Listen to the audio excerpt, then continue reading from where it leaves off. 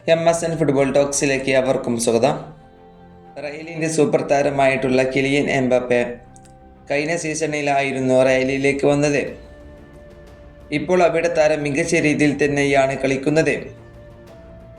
ഈ സീസണിൽ റയലിന് വേണ്ടി 8 മത്സരങ്ങളിൽ നിന്ന് 9 ഗോളും 2 അസിസ്റ്റും താരം നേടിയിട്ടുണ്ട്. ഒരു മികച്ച ഫോമിലൂടെ തന്നെയാണ് ഇപ്പോൾ കിലിയൻ എംബാപ്പെ കടന്നു പോയിട്ടുള്ളത്.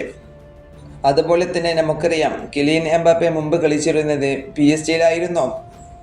ഇതിനെക്കുറിച്ച് മൂവി സ്റ്റാർ നടത്തിയ ഒരു അഭിമുഖത്തിൽ എംബാപ്പയോട് ഇങ്ങനെ ചോദിക്കുന്നുണ്ട്, ഇപ്പോൾ PSG-യുടെ വ്യത്യാസവും അതുപോലെ തന്നെ റയലിൻ്റെ വ്യത്യാസവും എന്താണെന്ന്.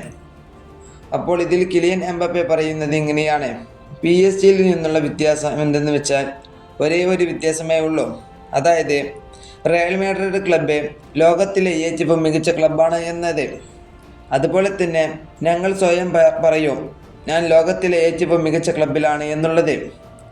എനിക്ക് ജയിക്കണം, എൻ്റെ സഹതാരങ്ങൾക്കും ആളുകൾക്കും ഒരു മാതൃകയാകണം.